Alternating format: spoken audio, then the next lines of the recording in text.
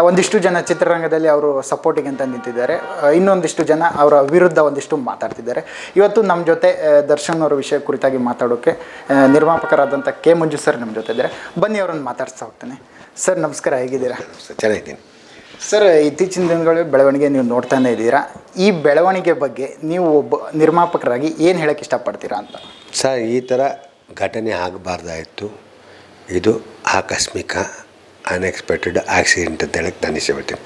ಇಲ್ಲಿ ನಿಜ ಯಾರು ಗೊತ್ತಿಲ್ಲ, ಸತ್ಯಾಂಶ ಗೊತ್ತಿಲ್ಲ. ಗೊತ್ತಿಲ್ಲದಲೇ ಅವ್ರ ಆರೋಪಿ, ಅವ್ರ ಅಪರಾಧಿ ಅಂತ ತುಂಬ ಜನ ಏನೇನು ಹೇಳ್ತಾರೆ, ತುಂಬ ಜನ ಏನು ತೋರಿಸ್ತಾರೆ. ನಾನು ಅದು ಒಪ್ಪಲ್ಲ.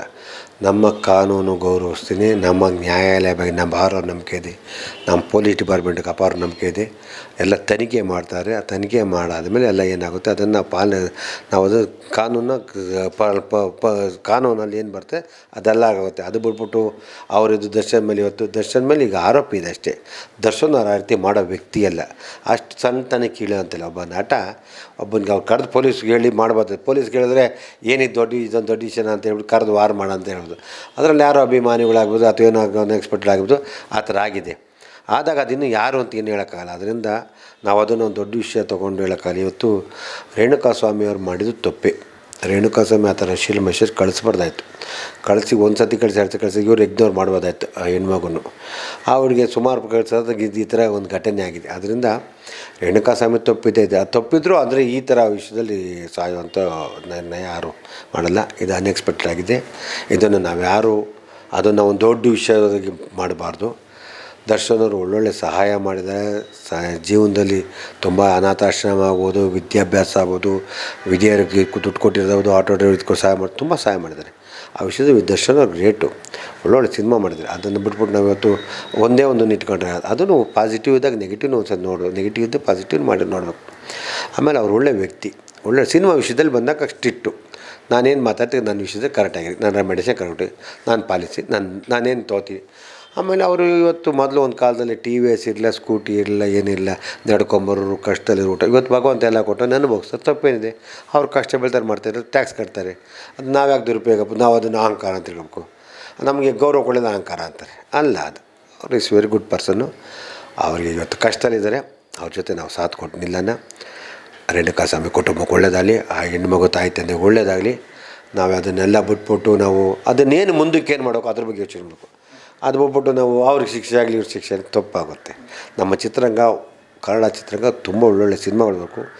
ದರ್ಶನ್ ಅಂತ ಕಲಾವಿದ ಬಂದು 2-3 ಸಿನಿಮಾ ಮಾಡಿದ್ರೆ ಇವತ್ತು 8-9 ಜನ ಪ್ರೊಡ್ಯೂಸರ್ ಕ್ಯೂವಲ್ಲಿದ್ದಾರೆ. ಅವರಿಗೆಲ್ಲ ಸಿನಿಮಾ ಮಾಡಲಿ, ಸಿನಿಮಾಗಳು ಥಿಯೇಟ್ರುಗಳು ಓಪನ್ ಆಗಲಿ.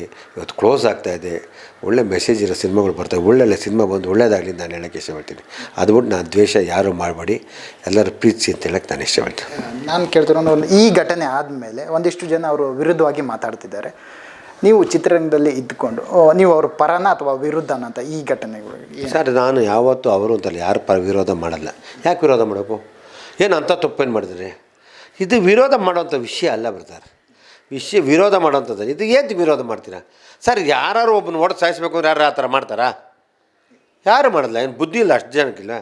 ಇದು ಅನ್ಎಕ್ಸ್ಪೆಕ್ಟೆಡ್ ಆಕ್ಷನ್. ಈಗ ಮೊನ್ನೆ ಒಂದು ಸತ್ಸಂಗದ ಏನೋ ಇದಾಯಿತು, ಫಂಕ್ಷನ್ ಆಯಿತು, ದೂರ 30 ಜನ ಸೋತೋದು. ಅದಕ್ಕೆ ಯಾರು ಹೇಳ್ತೀರಾ?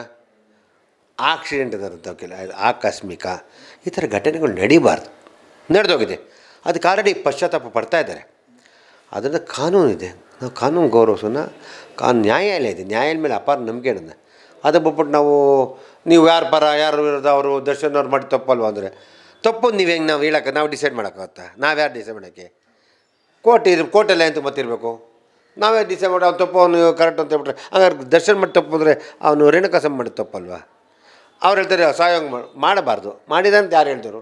ಮಾಡೋದು ಯಾರು ಮಾಡೋದು ಅಂತ ಹೇಳ್ತಾರೆ? ಮಾಡಲ್ಲ. ಅದಕ್ಕೆ ಅದೆಲ್ಲ ಒಬ್ಬರು ಹಂಗಂತಾರೆ ಅಂತ ನಾನು ನ್ಯಾಯದ ಅಂತ ಕಾನೂನು ಗೌರವಿಸ್ತೀನಿ, ಕಾನೂನ ಪಾಲನೆ ಅವ್ರ ಸಿಸ್ಟಮ್ನ ಫಾಲೋ ಮಾಡ್ತೀನಿ.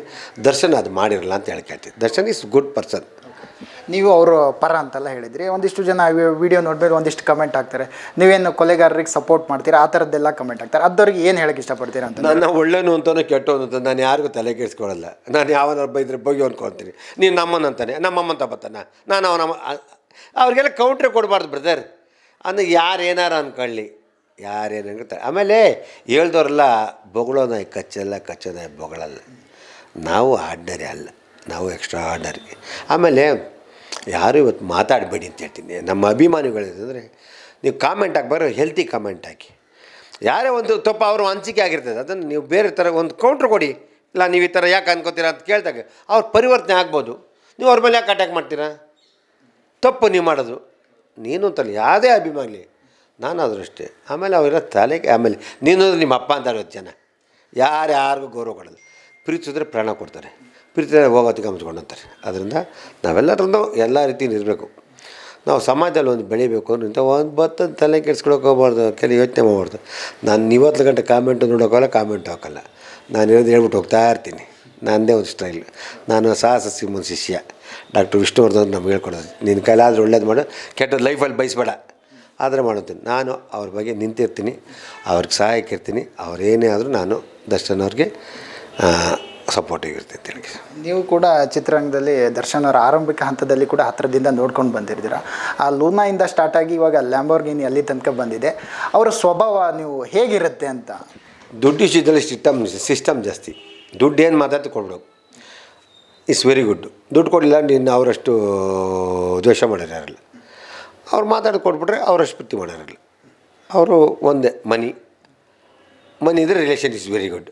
Money is not give, relation is not good. That's all. ಆ ಥರ ಒಂದು ಕ್ಯಾರೆಕ್ಟರ್.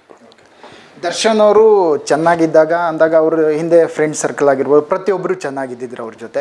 ಈ ಸಂದರ್ಭದಲ್ಲಿ ಇತ್ತೀಚಿನ ದಿನಗಳಲ್ಲಿ ಒಂದಿಷ್ಟು ಜನ ಜೈಲ್ ಕಡೆ ಎಲ್ಲ ಭೇಟಿ ನೀಡಿದರು, ಇನ್ನೊಂದಿಷ್ಟು ಅವ್ರ ಆಪ್ತರು ಭೇಟಿ ನೀಡಿಲ್ಲ. ಇದ್ರ ಬಗ್ಗೆ ನೀವು ಏನು ಹೇಳ್ತೀರಾ? ಅಂದರೆ ಅವರು ಆಪ್ತರ ಬಳಗದಲ್ಲಿದ್ದವ್ರಂಥವ್ರು ಭೇಟಿ ಮಾಡಿಲ್ಲ, ಅದಕ್ಕೆ ನಿಮ್ಮ ರಿಯಾಕ್ಷನ್ ಏನು ಅಂತ? ಸರ್, ಇವಾಗ ನಾವು ಭೇಟಿ ಮಾಡಿರೋರ ಬಗ್ಗೆ ಒಳ್ಳೆಯವರು, ಭೇಟಿ ಮಾಡಿಲ್ಲರು ಕೆಟ್ಟರು ಅಂತಲ್ಲ. ಕಾಲ, ಏಕೆಂದರೆ ಕೆಲವೆಲ್ಲ ಮಾಧ್ಯಮದ ಇರ್ತಾರೆ, ಒಳಗೆ ಬಿಡಲ್ಲ, ಜೈಲರು ಬಿಡಲ್ಲ, ಹೋಗೋದು ಎಲ್ಲರಿಗೂ ಆಸೆ ಇರ್ತದೆ. ಬಿಡ್ದಲ್ಲ, ಏನಾದ್ರು ನಮ್ಮನ್ನೇನೋ ಟಾರ್ಗೆಟ್ ಮಾಡ್ತಾರೆ ಅಂತ ಭಯ ಇರ್ತದೆ. ಭಯ ಬೀಳೋರು ಇರ್ತಾರೆ, ಹೆದರ್ಕೊಳ್ಳೋರು ಇರ್ತಾರೆ, ಟಾರ್ಗೆಟ್ ಇರ್ತಾರೆ. ಅದರಿಂದ ಅವಕ್ಕೆಲ್ಲ ತಲೆ ಕೆಡಿಸ್ಕೊ. ಆಮೇಲೆ ಹೋಗಿಲ್ಲ ಅಂತ ತಕ್ಷಣ ಅವ್ರ ಮೇಲೆ ಅಭಿಮಾನ ಕಮ್ಮಿ ಅಂತಲ್ಲ. ದರ್ಶನ್ ಅಭಿಮಾನ ಎಲ್ಲರಿಗೂ ಇದ್ದೇ ಇರ್ತದೆ. ದರ್ಶನ್ ಒಳ್ಳೆ ವ್ಯಕ್ತಿ. ಹೋದವ್ರಿಗೆಲ್ಲ ನೀನು ಇದು, ಹೋಗ್ಲಿವ್ರಿಗಿಲ್ಲ ಅಂತ ಯಪ್ಪ ತಿಳ್ಕೊಳ್ಳಲ್ಲ. ಅವನು ಒಳ್ಳೆ ಹುಡುಗ ಸರ್ ದರ್ಶನ್. ಒಳ್ಳೆ ಹುಡುಗ, ಒಳ್ಳೆ ವ್ಯಕ್ತಿ. ಆಮೇಲೆ ಹ್ಯೂಮನ್ ಬೀಯಿಂಗ್. ಆ ಕೋಪ ಒಂದೊಂದು ಟೈಮ್ ಇರ್ತದೆ, ಅದೇ ಟೈಮ್ ಇವತ್ತು ಅವ್ರು ಸಫರ್ ಮಾಡಿದ್ದು ನೋಡಿದ್ರೆ ಅವರಿಗೆ ಅರ್ಥ ಆಗಿರುತ್ತೆ. ನಾವು ಜೀವನದಲ್ಲಿ ಕೆಲವು ಕಳ್ಕೊಂಡಿದ್ದೀವಿ, ಕೆಲವು ಏನೇ ದುಡ್ದಿದ್ರು ಈ ನೆಮ್ಮದಿ ನನ್ನ ಮುಖ್ಯ. ಅದು ಹೋಗಿದೆ, ಅದು ಪಡಿತಾರೆ. ಅವ್ರು ತಿರ್ಗಾ ಒಳ್ಳೆಯದಾಗುತ್ತೆ. ದರ್ಶನ್ ಅವರು ಅದೇ ರೀತಿ ಇರ್ತಾರೆ, ಮುಂದಕ್ಕೆ ಏನಿರ್ತಾರೆ ಅದೇ ರೀತಿಯೇ ಇನ್ನೂ ಚೆನ್ನಾಗಿರ್ತಾರೆ ಅಂತ ಹೇಳಿ ಇಷ್ಟಪಡ್ತೀನಿ. ಈ ಘಟನೆಯಿಂದ ಒಂದಿಷ್ಟು ಜನರಿಗೆ ಬೇಜಾರು ಉಂಟಾಗಿದೆ. ಅವರ ಅಭಿಮಾನಿಗಳಿಗಿರ್ಬೋದು, ಅವರ ಫ್ಯಾಮಿಲಿಯವ್ರಿಗಾಗಿರ್ಬೋದು, ಪ್ರತಿಯೊಬ್ಬರು ಕೂಡ ಬೇಜಾರು ಉಂಟಾಗಿದೆ. ಇದೆಲ್ಲ ಘಟನೆ ಆದಮೇಲೆ ನೀವು ಅವ್ರ ಫ್ಯಾಮಿಲಿನ ಏನಾದರೂ ಭೇಟಿಯಾಗಿ ಮಾತುಕತೆ ಏನಾದರೂ ಆಡಿದ್ದೀರಾ ಏನಂತ? ಅವ್ರ ದರ್ಶನ್ ಅವ್ರ ಫ್ಯಾಮಿಲಿ ಏನಾದರೂ ಭೇಟಿಯಾಗಿದ್ದೀರಾ? ಸರ್, ನಾನು ಇವಾಗ ಹೋಗಿ ದರ್ಶನ್ ಫ್ಯಾಮಿಲಿಗೆ ಏನಂತ ಕೇಳೋಕ್ಕಾಗತ್ತೆ? ಅವರೇನು ಕೇಳಿದ್ರೆ ನಾವು ಹೇಳೋದು, ನಾವು ಜೊತೆ ಸಹಾಯ ಮಾಡೋದು. ಆದರೆ ಎರಡನೇ ಮಾತಿಲ್ಲ. ನಾವಾಗಿ ಈ ದರ್ಶನ್ಗಿದ್ದೇನೆ ಬನ್ನಿ ಅಂತ ಹೇಳೋಕ್ಕಾಗತ್ತೆ? ಗೊತ್ತಿರುತ್ತೆ ಅವ್ರಿಗೆ. ಉದ್ಯಮ ಎಲ್ಲರಿಗೂ ಗೊತ್ತಿರುತ್ತೆ. ನಾನು ಯಾವಾಗಲೂ ಬೇಕಾದ್ರೆ ಯಾರೇ ಕರೆದ್ರು ನಾನು ಅವ್ರ ಜೊತೇಲಿರ್ತೀನಿ. ಈ ವಿಷಯದಲ್ಲಿ ಕರೆದ್ರೆ ಹೋಗ್ತೀನಿ, ನನ್ನ ಕೈಲಿ ಏನಾಗುತ್ತೆ ಕೆಲಸ ಸಹಾಯ ಮಾಡ್ತೀನಿ, ಜೊತೆಲಿರ್ತೀನಿ ಅಂತ ಹೇಳಕ್ಕೆ ಇಷ್ಟಪಡ್ತೀನಿ. ಈ ಘಟನೆ ಆದಮೇಲೆ ವಾಣಿಜ್ಯ ಮಂಡಳಿ ಕಡೆಯಿಂದ ಒಂದಿಷ್ಟು ಹಣ ಸಹಾಯ ಮಾಡಿದರು ರೇಣುಕಾ ಸ್ವಾಮಿ ಕುಟುಂಬಕ್ಕೆ. ಇದ್ರ ಬಗ್ಗೆ ನಿಮ್ಮ ಅನಿಸಿಕೆ ಏನು ಅಂತ ಏನು ಹೇಳೋಕ್ಕೆ ಇಷ್ಟಪಡ್ತೀರಾ? ಇವತ್ತು ರೇಣುಕಾ ಸ್ವಾಮಿ ವಾಣಿಜ್ಯ ಮಂಡಳಿ ಕುಟುಂಬ ಈಗ ಎಲ್ಲರೂ ಹೋಗಿ ಅಂತ ಹೇಳಿ ನಾನಿದ್ದೀನಿ, ನೀವು ಇದು ಮಾಡಿ ಸಹಾಯ ಮಾಡಿ, ಒಳ್ಳೇದಾಗಲಿ ಅಂತ ಹೇಳಿ ಬನ್ನಿ. ನಾನು ನಿಮ್ಮ ಜೊತೆ ಇರ್ತೀನಿ, ಯಾರಿಗೂ ಇರಲ್ಲ ಸರ್, ಯಾರಿಗೂ ಇರಲ್ಲ. ಆದರೆ ನಿಮ್ಮ ಕೈಲಾಗ ಸಹಾಯ ಮಾಡಿ, ನಾವು ಒಳ್ಳೇದು ಬಯಸೋಣ. ನಾನು ಕೂಡ ರೇಣುಕಾ ಸ್ವಾಮಿ ಕುಟುಂಬನ ಭೇಟಿಯಾಗಿ ಬಂದಿದ್ವಿ. ನಾವು ಅವ್ರಿಗೆ ಒಂದು ಕ್ವಶನ್ ಕೇಳಿದ್ವಿ, ಸರ್ ದರ್ಶನ್ ಅವರು ಹಾಗೂ ಅವರ ಆಪ್ತರ ಕಡೆಯಿಂದ ಏನಾದರೂ ಸಹಾಯ ಅಂತ ಬಂದರೆ ನೀವು ತೊಗೊಳಕ್ಕೆ ರೆಡಿ ಇದ್ದೀರಾ ಅಂತ ಕೇಳಿದ್ವಿ. ನಮಗೆ ದರ್ಶನ್ ಅವರು ಹಾಗೂ ಅವ್ರ ಕಡೆಯಿಂದ ಏನು ಸಹಾಯ ನಮಗೆ ಬೇಕಿಲ್ಲ, ಅದೇನು ಕಾನೂನು ಪ್ರಕಾರ ಏನಾಗುತ್ತೋ ಅದಾಗಲಿ, ಅವ್ರ ಕಡೆಯಿಂದ ಯಾವುದೂ ಸಹಾಯ ನಮಗೆ ಬೇಕಾಗಿಲ್ಲ ಅಂತ ಅವರು ಹೇಳಿದರು. ಇದಕ್ಕೆ ಏನು ಹೇಳ್ತೀರಾ ಅಂತ? ಸರ್, ಇವಾಗ ಈಗ ಸಮಯದಲ್ಲಿ ಅವರು ಅಂತಲ್ಲ, ಯಾರೇ ಇದ್ರೂ ಆ ಪರಿಸ್ಥಿತಿ ಹಂಗೆ ಮಾತಾಡ್ತಾರೆ. ಈ ಸಮಯದಲ್ಲಿ ಯಾರೇ ಇದ್ರೂ ಆ ಜಾಗದಲ್ಲಿ ಮಾತಾಡ್ತಾರೆ. ಅದು ಆ ಟೈಮ್ ನೋವು. ಸ್ವಲ್ಪ ದಿನದ ಮೇಲೆ ಸಮಾಧಾನ ಆಗುತ್ತೆ, ಅವ್ರಿಗೂ ಅರಿವಾಗುತ್ತೆ, ನಮ್ಮಾಗ ಮಾಡಿ ತಪ್ಪಲ್ವಾ ಅಂತ ಅರಿವಾಗುತ್ತೆ. ಅದನ್ನು ನಾವು ಇದನ್ನು ಕೆದಕಕ್ಕಿಂತ ಅದನ್ನು ಆರಿಸೋದು ಒಳ್ಳೆಯದು ಅಂತ ನಾನು ಹೇಳ್ತೀನಿ. ಈ ಟೈಮಲ್ಲಿ ಕೇಳಿದಾಗ ಯಾರು ಪ್ರತಿಯೊಬ್ಬರು ಹಂಗೆ ಅಂತಾರೆ, ಏನೂ ಮಾಡೋಕ್ಕಾಗಲ್ಲ. ಅದರಿಂದ ಆ ಕ್ಷಣದ ನಾವರೇ ಅಂತಲ್ಲ, ಯಾರಿದ್ರು ಹಂಗೆ ಹೇಳ್ತಾರೆ. ಅದನ್ನು ಅವ್ರ ಕುಟುಂಬಕ್ಕೆ ಒಳ್ಳೆಯದಾಗಲಿ, ಅವರು ಧೈರ್ಯ ತುಂಬಿ ಅವ್ರಿಗೇನು ಬೇಕು ಸಹಾಯ ಮಾಡೋಂಥ ಪರಿಸ್ಥಿತಿ ಎಲ್ಲರೂ ಮಾಡಲಿ ಅಂತ ಹೇಳಕ್ಕೆ ಇಷ್ಟಪಡ್ತೀನಿ. ಮುಂದಿನ ದಿನಗಳಲ್ಲಿ ನೀವೇನಾದರೂ ದರ್ಶನ್ ಅವ್ರನ್ನ ಭೇಟಿ ಮಾಡುವಂಥದ್ದು ಏನಾದರೂ ಪ್ಲ್ಯಾನ್ ಇದೆಯಾ? ಆ ಥರದ್ದು ಏನಾದರೂ ಇದೆಯಾ ಏನು ಅಂತ?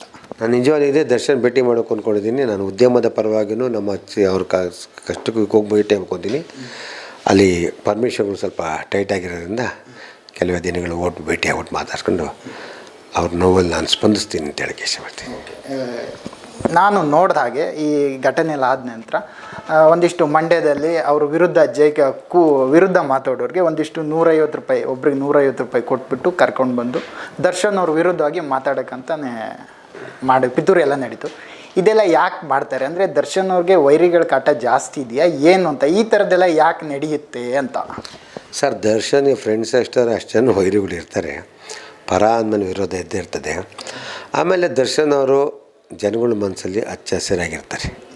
ಅವ್ರು ಏನೋ ಇದ್ದರೆ ಬೇರೆ ಯಾವ್ದಾದ್ರು ಇದರಲ್ಲಿ ಇರಬೇಕು. ಆಮೇಲೆ ಅವ್ರಿಗೆ ರಾಜಕೀಯದವರು ತುಂಬ ಜನ ಸ್ನೇಹಿತರಿದ್ದಾರೆ. ಒಬ್ಬ ಕಲಾವಿದ ಅಂದರೆ ಎಲ್ಲರ ಸ್ನೇಹಿತರು ಪೊಲಿಟಿಕಲ್ ಇರ್ತಾರೆ, ನಾನ್ ಪೊಲಿಟಿಕಲ್ ಇರ್ತಾರೆ, ಡಿಪಾರ್ಟ್ಮೆಂಟ್ ಇರ್ತಾರೆ, ಎಲ್ಲ ಥರ ಇರುತ್ತೆ. ಇಂಥ ಟೈಮಲ್ಲಿ ಯಾರು ಮುಂದೆ ಬರೋಕ್ಕೆ ಭಯ ಬೀಳ್ತಾರೆ. ಯಾಕೆಂದರೆ ಮುಂದೆ ಬಂದಾಗ ಅವ್ರನ್ನೇ ಹೈಲೈಟ್ ಮಾಡಿ ಇವ್ರು ಇಂಥವ್ರಿಗೆ ಕೊಲೆಗಾರರಿಗೆ ಸಪೋರ್ಟ್ ಮಾಡ್ದ ಅಂತಿರ್ತಾರೆ. ಅದರಿಂದ ಕೆಲವು ಈ ಮಾಧ್ಯಮಗಳು ಏನಾಗಿದೆ ಅಂದರೆ ನಾನು ನಂದು ಫಸ್ಟು ಅಂತ ಹಾಕ್ಬಿಡ್ತಾರೆ. ಆ ಕ್ಷಣಕ್ಕೆ ಜನಗಳಿಗೆ ಅದು ಅರ್ಥ ಆಗೋಲ್ಲ. ಅದರಿಂದ ಎಲ್ಲ ಸ್ವಲ್ಪ ಇಲ್ಲಿ ಇಟ್ಟಿರ್ತಾರೆ. ಈಗ ನಾವು ಮಂಡಿ ಬಿಸಿಬಿಟ್ಟಿದ್ದೀವಿ, ಅವಾಗ ಯಾರ್ಯಾರು ಹಾಕೊಂಡಿರ್ತೀವಿ. ನಾನು ಯಾವಾಗಲೂ ಮುಂದೆನೇ ಇರ್ತೀನಿ, ತಲೆನೇ ಕೆಡಿಸ್ಕೊಳ್ಳಲ್ಲ. ಆಮೇಲೆ ಏನು ಅಂಥದ್ದೇನು ಇದು ಅನ್ಎಕ್ಸ್ಪೆಕ್ಟೆಡ್ ಸರ್. ಇದು ಸರ್ ಯಾರೋ ಒಬ್ರು ಮಾಡಬೇಕು ಅಂತಿದ್ರೆ ಅದು ಬೇರೆ ರೀತಿ ಆಗುತ್ತೆ. ಇದು ಅನ್ಎಕ್ಸ್ಪೆಕ್ಟೆಡು. ಅದನ್ನು ನಮ್ಮ ನ್ಯಾಯಾಲಯ ಇದನ್ನು ಸಂಪೂರ್ಣವಾಗಿ ನಿಧಾನ ಗಮನ ಮಾಡಿ ನ್ಯಾಯ ಕೊಡುತ್ತೆ, ನ್ಯಾಯ ದರ್ಶನ್ ಪರ ಬರುತ್ತೆ ಅಂತ ಹೇಳೋಕ್ಕೆ ಇಷ್ಟಪಡ್ತೀನಿ. ದರ್ಶನ್ ಅವರು ಕೂಡ ನಿಮಗೂ ತುಂಬ ಆಪ್ತರಾಗಿದ್ರು ಅಂಥವ್ರು. ಈ ಹಿಂದೆ ಲಾಸ್ಟ್ ಅವ್ರನ್ನ ಯಾವತ್ತು ಭೇಟಿಯಾಗಿದ್ರಿ? ಆ ಭೇಟಿಯಾದ ಸಂದರ್ಭದಲ್ಲಿ ಏನು ಮಾತುಕತೆ ಆಡಿದ್ರಿ ಅಂತ ದರ್ಶನ್ ಅವ್ರ ಜೊತೆ ನೀವು? ನಾನು ಮ್ಯಾಟ್ನಿ ಸಿನಿಮಾಗೆ ಫಂಕ್ಷನ್ ಕರೆದ್ರು. ನಾನು ಹಂಗೆ ಸ್ಟೇಜ್ ಮೇಲೆ ಅಲ್ಲೇ ಕೂತಿದ್ದೆ. ನೋಡ್ಬಿಟ್ಟು ಅಣ್ಣ ಬನ್ನಿ ಅಂತ ಕರೆದ್ರು. ಇಲ್ಲ ಬರ್ತಾರೆ ಅಣ್ಣ ಬಣ್ಣ ಅಂತ ಕರೆದ್ರು. ಯಾಕೆ ಬರಲ್ಲ, ನಾನು ಬರಲ್ಲ ಅಂದರು. ಆ ಪ್ರೀತಿ ಬಂದ ಇದೆಲ್ಲ ಅಷ್ಟೇ, ಬೇರೆ ಏನಿಲ್ಲ. ಬಂದಾಗೆ ಅಣ್ಣ ಏನು ನಡೀತಿದೆ, ಶೂಟಿಂಗ್ ನಡೀತಿದ್ದೆ, ಮಗು ನಡೀತಿದೆ ಅಂತ ಹೇಳಿದ್ರು. ಪ್ರೀತಿ ನನ್ನನ್ನು ಯಾವ ಕಡೆ ಪ್ರೀತಿಯನ್ನು ಮಾತಾಡ್ತಿದ್ರು. ಆಮೇಲೆ ನಾನು ಅದೇ ರೀತಿ ಅವ್ರಿಗೆ ಆಮೇಲೆ ತುಂಬ ಹಚ್ಕೊಳಕ್ಕೆ ಹೋಗ್ತಿರಲಿಲ್ಲ. ಅವರು ಅಷ್ಟೇ ಸಿಕ್ತಾಗ ಅಂದರೆ ಶೂಟಿಂಗ್ ಊಟ ಮಾಡ್ದಲ್ಲಿ ಕಳಿಸ್ತಿರಲಿಲ್ಲ. ಒಂದು ಈಸ್ ವೆರಿ ಗುಡ್. ಡಬ್ಬಿಗೆ ಸಿಕ್ತಾಗ ಅಷ್ಟೇ ಅವರು ಊಟ ತರಿಸಿ ಜೊತೆಲಿ ಊಟ ಮಾಡೋರು. ಇವೆಲ್ಲ ಅವ್ರದ್ದು ಡಬ್ಬಿಗಿತ್ತು, ನಮ್ಮ ಡಬ್ಬಿಗಿತ್ತು. ಶೂಟಿಂಗ್ ಹೋದಾಗ ತಪ್ಕೊಂಡು ಆಮೇಲೆ ಪ್ರೀತಿ ಸರ್, ನಮ್ಮ ಬಗ್ಗೆ ಅಪಾರವಾದ ಗೌರವ ಪ್ರೀತಿ ಎರಡೂ ಇದೆ. ನಾವು ಅವ್ರ ಬಗ್ಗೆ ಅಷ್ಟೇ ಪ್ರೀತಿ ಗೌರವ ಇಟ್ಕೊಳ್ತೀವಿ. ಇನ್ನೊಂದು ನನ್ನ ಪರ್ಸ್ನಲ್ ಕ್ವಶನ್ ಅಂತ ಕೇಳಿದೆ, ಮುಂದೆ ಎಲ್ಲಾದರೂ ದರ್ಶನ್ ಅವ್ರ ಜೊತೆ ನೀವು ಏನಾದರೂ ಸಿನಿಮಾ ಮಾಡೋದು ಆ ಥರದ್ದು ಏನಾದರೂ ಮಾತುಕತೆ ಆಗಿತ್ತಾ ಏನು ಅಂತ? ನಂದು ಆಲ್ರೆಡಿ ತುಂಬ ವರ್ಷದ ಹಳೆಯ ಅಡ್ವಾನ್ಸ್ ಇದೆ. ನಂದು ಅವರು ಅಂತ ಎಲ್ಲ ತುಂಬ ಕಲಾವಿದ್ರ ಜೊತೆ ಅಡ್ವಾನ್ಸ್ ಇದೆ. ನಾನು ವ್ಯಾಪಾರಿ, ನಾನು ಸಿನಿಮಾ ಮಾಡ್ತೀನಿ, ತಪ್ಪೇನೆ. ಈಗ ಆದ ತಕ್ಷಣ ಸಿನಿಮಾ ಮಾಡಲ್ಲ, ಅವ್ರು ಬಂದು ದೊಡ್ಡ ತಕ್ಷಣ ಸಿನಿಮಾ ಮಾಡ್ತಿಂತಿಲ್ಲ. ಅವ್ರು ಯಾವಾಗ ಕರೆದು ಸಿನಿಮಾ ಕೊಟ್ಟರೆ ಡೇಟ್ ಕಾಂಟ್ರಾಕ್ಟ್ ಮಾಡ್ತೀನಿ, ಎಲ್ಲರೂ ಮಾಡಾದ್ಮೇಲೆ ಮಾಡ್ತೀನಿ. ಆದರೆ ನಾನು ವ್ಯಾಪಾರ ಸರ್, ತೊಂದರೆ ಇಲ್ಲ, ಒಳ್ಳೇದಾಗುತ್ತೆ. ಈಗ ನನಗೆ ಗೊತ್ತಿರುತ್ತೆ ನಾನು ಏನು ವ್ಯಾಪಾರ ಮಾಡೋಕು ಅಂತ. Darshan is very good cooperative, ಒಳ್ಳೇದಾಗಲಿ ಅಂತ ಹೇಳೋಕ್ಕೆ. ಒಂದಿಷ್ಟು ಜನ ಇದೆಲ್ಲ ಆದಮೇಲೆ ಹೇಳ್ತಾಯಿದ್ರು ದರ್ಶನ್ ಅವ್ರನ್ನ ಬ್ಯಾನ್ ಮಾಡಬೇಕು, ಆ ಥರದ್ದೆಲ್ಲ ಮಾತು ಕೇಳಿಬಂತು. ನೀವು ನೋಡಿರ್ತೀರ. ಇದೆಲ್ಲ ಯಾಕೆ ಹುಟ್ಕೊಳ್ಳುತ್ತೆ ಅಂತ ಅಂದರೆ ದರ್ಶನ್ ಅವರು ಇಲ್ಲಾಂದರೆ ಚಿತ್ರರಂಗ ಇಲ್ವಾ, ಅಥವಾ ಅವರು ಇದ್ದರೆ ಚಿತ್ರರಂಗಕ್ಕೆ ಏನಾದರೂ ಈ ಥರದ್ದು ಏನಾದರೂ ಆಗ್ತಿದೆಯಾ ಏನು ಅಂತ? ಇದು ಸರ್, ಇಲ್ಲಿ ಯಾರು ಇರಲಿ ಬಿಡಲಿ, ಚಿತ್ರರಂಗನೇ. ಈಗ ವೀರಸ್ವಾಮಿ ಎಂತೆಂಥ ಪ್ರೊಡ್ಯೂಸರ್ ಇದ್ದರು, KCN ಗೌಡ್ರೆಲ್ಲ ಇದ್ದರು. ಅವ್ರು ಇವಾಗಿಲ್ಲ, ಪ್ರೊಡ್ಯೂಸರ್ ಇಲ್ವಾ? ಇದ್ದೀವಿ. ಇವತ್ತು ನಾನಿಲ್ಲ, ಇನ್ನೊಬ್ಬ ಬರೋಲ್ಲ, ಬರ್ತದೆ. ಅವೆಲ್ಲ ಸುಳ್ಳು. ದರ್ಶನ್ ಅವರು ಒಂದು ಮಾಸ್ ಹೀರೋ, ಬಿಸ್ನೆಸ್ ಹೀರೋ, ಚೆನ್ನಾಗಿರುತ್ತೆ ಅಂತ ಆ ಥರ ಹೇಳಿರ್ತಾರೆ ಹೊರತು ಆಮೇಲೆ ಬ್ಯಾನ್ ಅಂತ ಪದ್ಧತಿ ಯಾರು ಉಪಯೋಗಿಸಲ್ಲ. ನಾವು ಚಿತ್ರರಂಗದ ಯಾರು ಉಪಯೋಗಿಸೋಕ್ಕೂ ಇಲ್ಲ, ಉಪಯೋಗಿಸೋಂಗೂ ಮಾತಾಡಬೇಡಿ ಅಂತ ಹೇಳಿದೆ. ಅದು ಯಾರು ಬ್ಯಾನ್ ಮಾಡಲ್ಲ.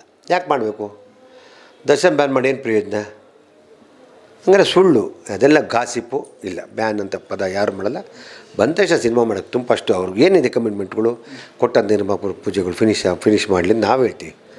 ನಾವು ಅವ್ರು ಬಂದು ಬೇಗ ಸಿನಿಮಾ ಮಾಡಲಿ, ನಮಗೆ ಬೇಲಲ್ಲಿ ಬಂದು ಸಿನಿಮಾಗಳು ಫಿನಿಷ್ ಮಾಡಿ ನಾವು ಅಂದರೆ ಬ್ಯಾನ್ ಬಗ್ಗೆ ಯಾರು ಯೋಚನೆ ಮಾಡೋದು, ಅದು ಕನಸಲ್ಲೂ ಯೋಚನೆ ಮಾಡೋಲ್ಲ.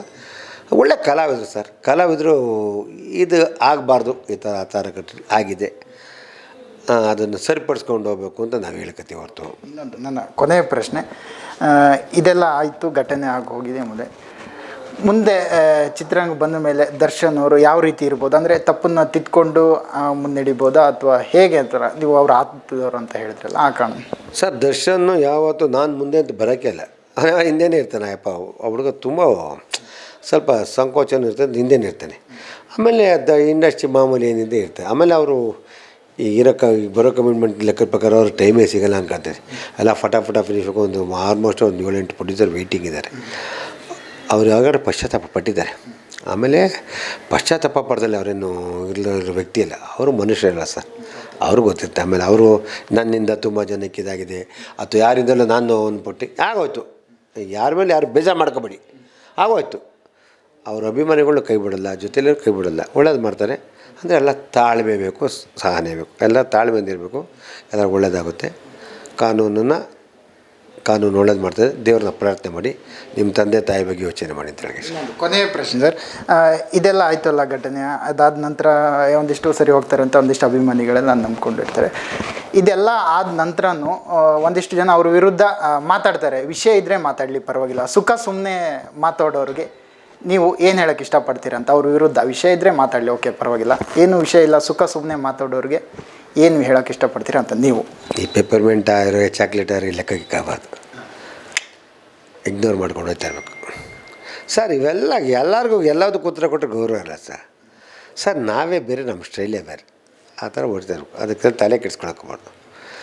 ನೀನು ಒಳ್ಳೇದು, ಆಮೇಲೆ ನೀನು ಹೇಳ್ದ ತಕ್ಷಣ ನಾನು ಒಳ್ಳೆಯನು, ನೀನು ಹೇಳ್ತಾ ಕೆಟ್ಟದ್ದು ನಾನು ಅಲ್ಲ. ನನ್ನ ಮನ್ಸಿಗೆ ಗೊತ್ತಿದ್ದು ನಾನು ಏನು ಅನ್ನೋದು ಗೊತ್ತಿದೆ.